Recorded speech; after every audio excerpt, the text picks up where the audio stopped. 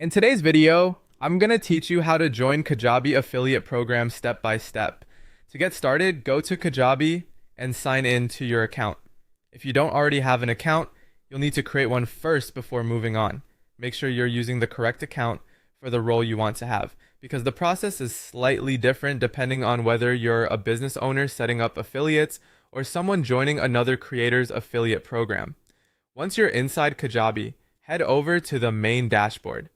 From there, go to Sales and then select Affiliates. This is where affiliate-related settings and tools are managed.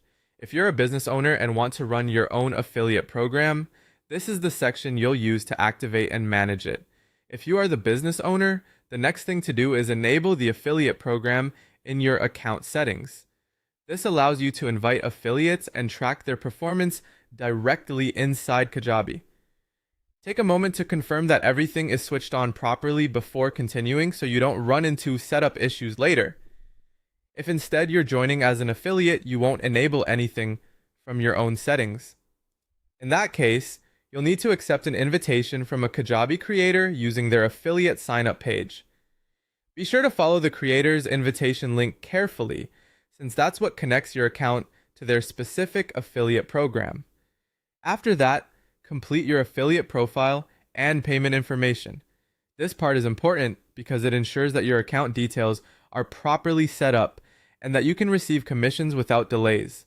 Fill everything out accurately and double check your information before moving on. Next, review the affiliate program terms and accept the agreement. It's always a good idea to read through the terms carefully so you understand how commissions work, what promotional methods are allowed, and when payouts are made.